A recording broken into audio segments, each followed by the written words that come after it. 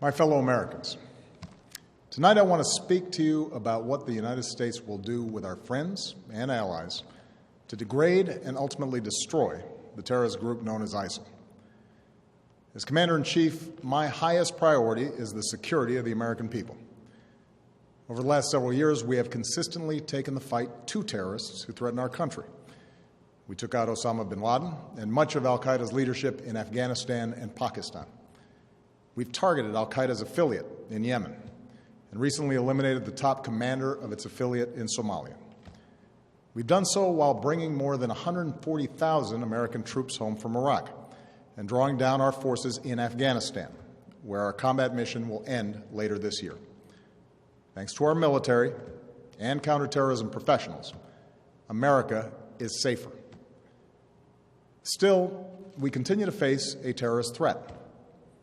We can't erase every trace of evil from the world, and small groups of killers have the capacity to do great harm. That was the case before 9/11, and that remains true today. And that's why we must remain vigilant as threats emerge. At this moment, the greatest threats come from the Middle East and North Africa, where radical groups exploit grievances for their own gain. And one of those groups is ISIL, which calls itself the Islamic State. Now, let's make two things clear. ISIL is not Islamic. No religion condones the killing of innocents, and the vast majority of ISIL's victims have been Muslim. And ISIL is certainly not a state. It was formerly al-Qaeda's affiliate in Iraq and has taken advantage of sectarian strife and Syria's civil war to gain territory on both sides of the Iraq-Syrian border. It is recognized by no government, nor by the people it subjugates. ISIL is a terrorist organization, pure and simple, and it has no vision other than the slaughter of all who stand in its way. In a region that has known so much bloodshed, these terrorists are unique in their brutality. They execute captured prisoners. They kill children. They enslave, rape, and force women into marriage. They threatened a religious minority with genocide. And in acts of barbarism, they took the lives of two American journalists, Jim Foley and Stephen Sotloff. So ISIL poses a threat to the people of Iraq and Syria and the broader Middle East, including American citizens, personnel, and facilities. If left unchecked, these terrorists could pose a growing threat beyond that region, including to the United States. While we have not yet detected specific plotting against our homeland, ISIL leaders have threatened America and our allies. Our intelligence community believes that thousands of foreigners, including Europeans and some Americans, have joined them in Syria and Iraq. Trained and battle-hardened, these fighters could try to return to their home countries and carry out deadly attacks. I know many Americans are concerned about these threats. Tonight, I want you to know that the United States of America is meeting them with strength and resolve. Last month, I ordered our military to take targeted action against ISIL to stop its advances. Since then, we've conducted more than 150 successful airstrikes in Iraq. These strikes have protected American personnel and facilities, killed ISIL fighters, destroyed weapons, and given space for Iraqi and Kurdish forces to reclaim key territory. These strikes have also helped save the lives of thousands of innocent men, women, and children. But this is not our fight alone. American power can make a decisive difference, but we cannot do for Iraqis what they must do for themselves, nor can we take the place of Arab partners in securing their region. And that's why I've insisted that additional U.S. action depended upon Iraqis forming an inclusive government, which they have now done in recent days. So tonight, with a new Iraqi government in place and following consultations with allies abroad and Congress at home, I can announce that America will lead a broad coalition to roll back this terrorist threat. Our objective is clear. We will degrade and ultimately destroy ISIL through a comprehensive and sustained counterterrorism strategy. First, we will conduct a systematic campaign of airstrikes against these terrorists. Working with the Iraqi government, we will expand our efforts beyond protecting our own people and humanitarian missions so that we're hitting ISIL targets as Iraqi forces go on offense. Moreover, I've made it clear that we will hunt down terrorists who threaten our country wherever they are. That means I will not hesitate to take action against ISIL in Syria as well as Iraq. This is a core principle of my presidency. If you threaten America, you will find no safe haven. Second, we will increase our support to forces fighting these terrorists on the ground. In June, I deployed several hundred American service members to Iraq to assess how we can best support Iraqi security forces. Now that those teams have completed their work and Iraq has formed a government, we will send an additional 475 service members to Iraq. As I've said before, these American forces will not have a combat mission. We will not get dragged into another ground war in Iraq, but they are needed to support Iraqi and Kurdish forces with training, intelligence, and equipment. We'll also support Iraq's efforts to stand up National Guard units to help Sunni communities secure their own freedom from ISIL's control. Across the border in Syria, we have ramped up our military assistance to the Syrian opposition. Tonight, I call on Congress again to give us additional authorities and resources to train and equip these fighters. In the fight against ISIL, we cannot rely on an Assad regime that terrorizes its own people, a regime that will never regain the legitimacy it has lost. Instead, we must strengthen the opposition as the best counterweight to extremists like ISIL, while pursuing the political solution necessary to solve Syria's crisis once and for all. Third, we will continue to draw on our substantial counterterrorism capabilities to prevent ISIL attacks. Working with our partners, we will redouble our efforts to cut off its funding, improve our intelligence, strengthen our defenses, counter its warped ideology, and stem the flow of foreign fighters into and out of the Middle East. And in 2 weeks, I will chair a meeting of the UN Security Council to further mobilize the international community around this effort. Fourth, we will continue to provide humanitarian assistance to innocent civilians who've been displaced by this terrorist organization. This includes Sunni and Shia Muslims who are at grave risk, as well as tens of thousands of Christians and other religious minorities.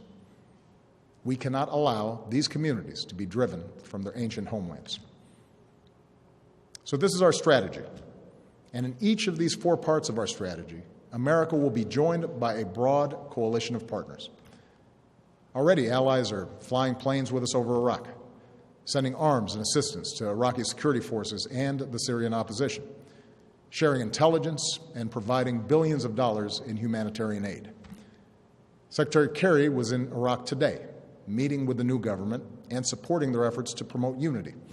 And in the coming days, he will travel across the Middle East and Europe to enlist more partners in this fight, especially Arab nations who can help mobilize Sunni communities in Iraq and Syria to drive these terrorists from their lands. This is American leadership at its best. We stand with people who fight for their own freedom, and we rally other nations on behalf of our common security and common humanity. My administration has also secured bipartisan support for this approach here at home. I have the authority to address the threat from ISIL, but I believe we are strongest as a nation when the President and Congress work together. So I welcome congressional support for this effort in order to show the world that Americans are united in confronting this danger. Now, it will take time to eradicate a cancer like ISIL. And any time we take military action, there are risks involved, especially to the servicemen and women who carry out these missions.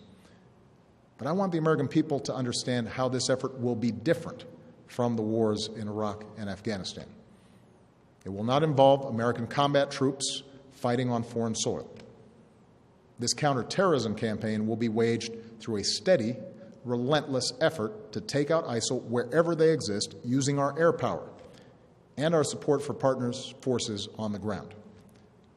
This strategy of taking out terrorists who threaten us while supporting partners on the front lines is one that we have successfully pursued in Yemen and Somalia for years, and it is consistent with the approach I outlined earlier this year, to use force against anyone who threatens America's core interests, but to mobilize partners wherever possible to address broader challenges to international order. My fellow Americans, we live in a time of great change. Tomorrow marks 13 years since our country was attacked. Next week marks 6 years since our economy suffered its worst setback since the Great Depression. Yet, despite these shocks, through the pain we felt and the grueling work required to bounce back, America is better positioned today to seize the future than any other nation on earth. Our technology companies and universities are unmatched. Our manufacturing and auto industries are thriving. Energy independence is closer than it's been in decades. For all the work that remains, our businesses are in the longest uninterrupted stretch of job creation in our history, despite all the divisions and discord within our democracy. I see the grit and determination and common goodness of the American people every single day, and that makes me more confident than ever about our country's future. A broad American leadership is the one constant in an uncertain world.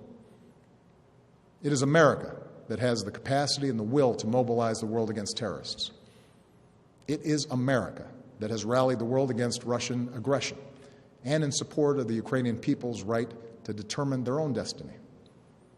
It is America, our scientists, our doctors, our know-how that can help contain and cure the outbreak of Ebola. It is America that helped remove and destroy Syria's declared chemical weapons so that they can't pose a threat to the Syrian people or the world again.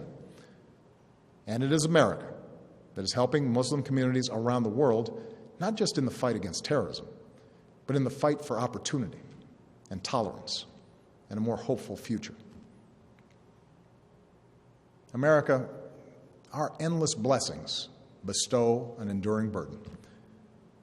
But as Americans, we welcome our responsibility to lead.